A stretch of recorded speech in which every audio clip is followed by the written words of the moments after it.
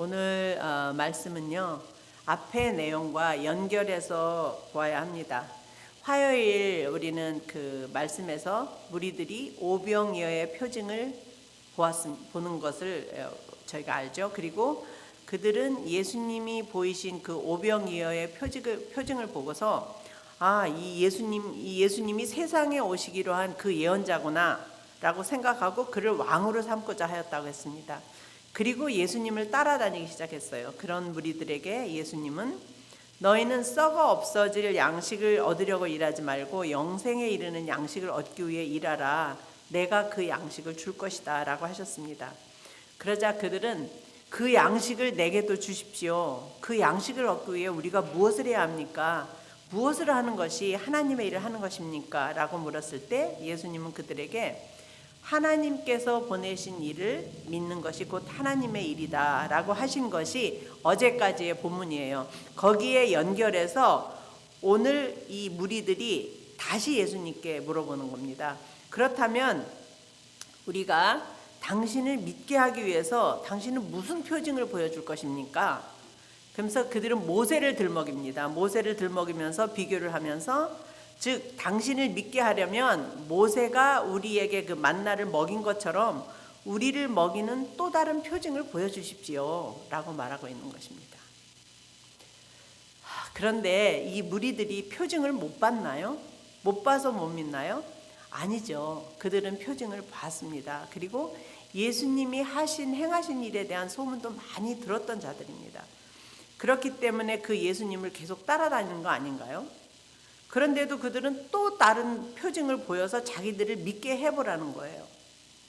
이것이 바로 표징을 보고 따라다니는 사람들의 특징입니다.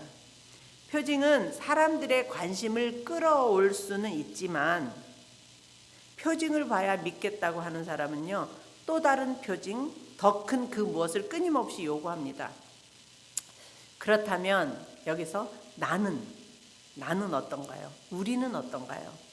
우리는 정말 예수님만이 생명의 떡임을 믿고 그 예수님만으로 만족하면서 살아갑니까? 저는 처음에는요, 당연히 나는 여기에 이 무리에 해당되지 않는다고 생각했어요. 왜냐하면 나는 예수님을 믿고 구원받은 사람이잖아요. 그런데 말씀을 준비하기 위해서 묵상을 하면 할수록 나도 이 사람들과 별로 다르지 않구나라는 것을 깨닫게 되었습니다. 그러니까 오래전부터 저도 하나님께서 많은 표징을 통해서 나의 먹을 떡을 공급하시는 분은 하나님이시라는 것을 경험하고 했어요. 근데 우리 목사님이 대학교 3학년 때 저희가 결혼을 했거든요. 그때 아무런 보험도 돈도 없는 상태에서 시내와 시누를 낳아서 기르는데 빚도 하나도 없이 얘네를 낳아서 길렀어요. 그리고 먹을 것이 없어 본 적이 없었어요. 정말 기가 막힌 우연과 기적 같은 일들을 통해서 주님이 나의 모든 필요를 채우시는 분이라는 것을 보여주셨습니다. 즉 저도 표징을 본 사람이죠. 그럼에도 불구하고요, 12년 전에 교회를 시작하고 이제 목사님이 27년 동안 일하던 직장을 내려놓아야 할 때 그 직장 내려놓는다는 소리만 하면 제 마음이 이렇게 쿵쿵거리고 뛰기 시작하는 거예요. 왜냐하면 먹을 떡에 대한 걱정과 두려움 때문에.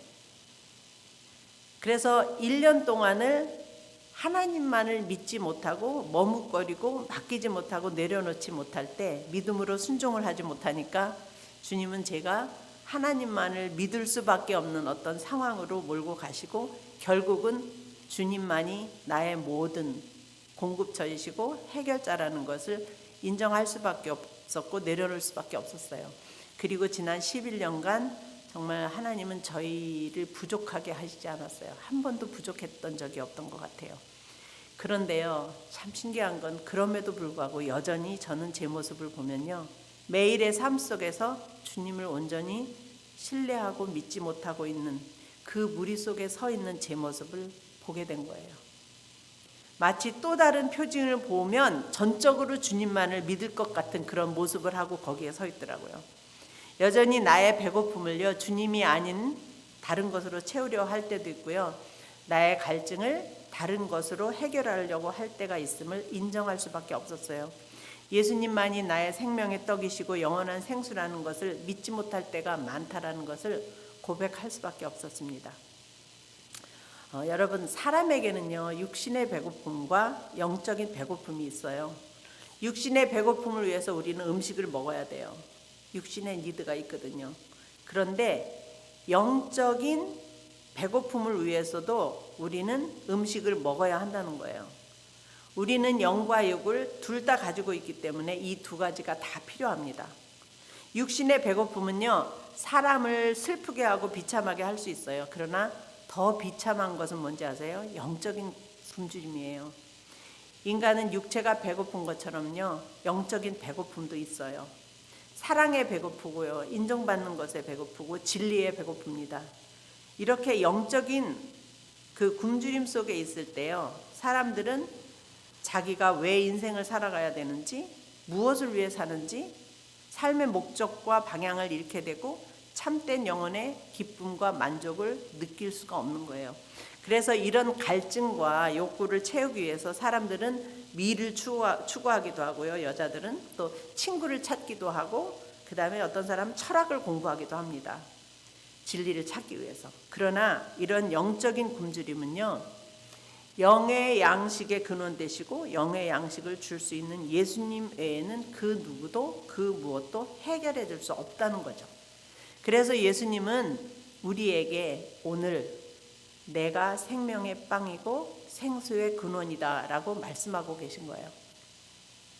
사람들은요, 육의 양식에만 관심이 있어요. 그러나 우리 주님은 영의 양식에 관심이 있으십니다. 왜냐하면 육의 양식으로는 우리의 영적인 굶주림을 절대로 해결할 수 없기 때문입니다. 육신의 것으로, 눈에 보이는 것으로 우리의 영적인 갈증, 배고픔이나 갈증이 해결된다면 돈이 많은 사람, 좋은 음식을 마음대로 먹을 수 있는 사람, 좋은 집, 좋은 차, 모든 것을 가진 사람들, 부유한 사람, 부유한 나라가 행복해야 되잖아요. 근데 사실 그 반대잖아요. 지금 문명이 발달할수록, 돈이 많을수록, 삶이 편해질수록 우리의 마음은 더 공허해지고 정신적인 아픔, 우울증도 많아지고 자살도 많아지잖아요. 이렇게 육의 양식은 먹어도 또 허기지고 마셔도 또 갈증이 납니다. 그래서 우리의 모습을 통해서, 또 오늘 무리들의 모습을 통해서 우리는 이것을 보고 있잖아요. 그리고 그 표징을 따라다니는 사람들은요, 언젠가 자신들이 원하는 표징이 스탑되면 떠나가게 됩니다.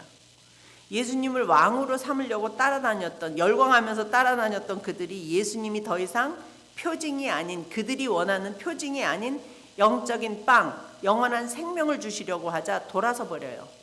그리고 그냥 단순히 돌아서는 게 아니라 여기서 끝나지 않고 그들은 예수님을 십자가에 못 박으라고 나중에 소리치는 그런 자들이 되어버리고 맙니다.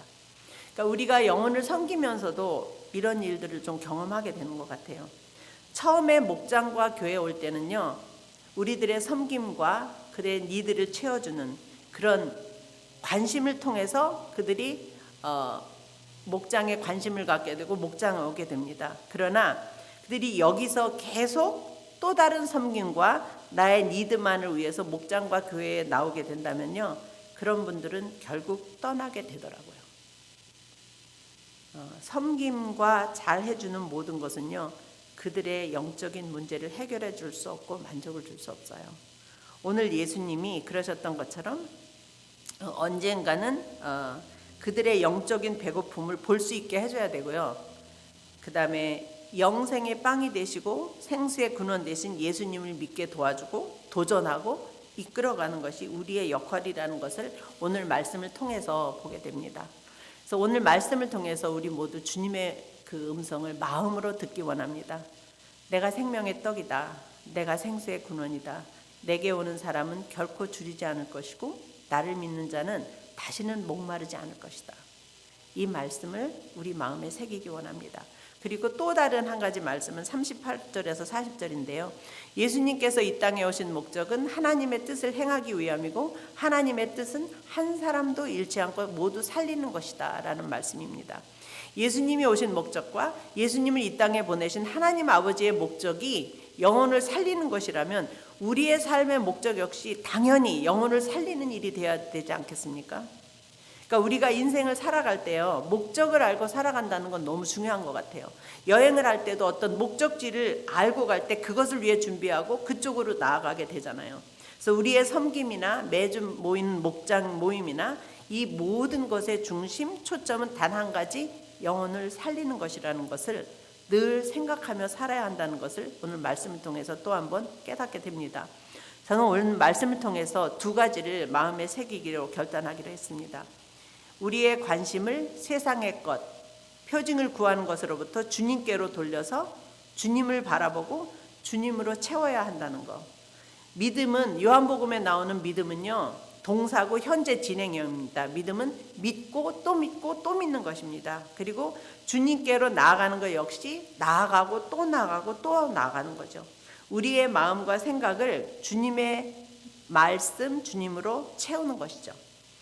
사람은 자기가 관심을 갖는 것을 생각하게 되고요, 생각하는 대로 행동하게 되고 움직이게 되고, 그 행동은 쌓여서 습관이 되고, 그 습관은 그 사람의 인격, 그 사람 자체가 되는 거죠. 내가 믿음의 사람이 되기 위해서는요, 제일 중요한 것이 나의 관심을 의도적으로 주님께 돌려야 한다는 거예요. 그리고 또 다른 한 가지는 나의 삶의 목적은 영혼을 살리는 일이다라는 거. 의사가 우리의 육적인 몸을 살리기 위해 공부하고 최선을 다한다면 우리는 사람들의 영혼을 살리기 위해서 최선을 다하는 삶을 살아야 한다는 거죠. 이 세상에서 사람을 살리는 일보다 더 값진 일이 어디 있겠어요. 이 일을 위해서 정말 나도 또 우리 모두도 함께 나아가는 그런 GFC가 되기를 간절히 소원합니다. 기도하시겠습니다. 하나님 아버지, 감사합니다. 오늘 말씀을 통해서 내 자신의 모습을 보게 하여 주시니 감사합니다.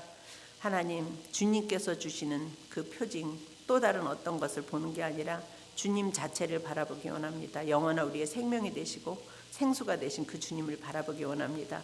그리고 정말 주님의 그 이 땅에 오신 목적이 영혼을 살리는 것인 것처럼 우리 모두의 삶의 목적도 영혼을 살리는 삶이 되기를, 정말 우리 GFC 식구들 모두 함께 나아가기를 간절히 기도드립니다.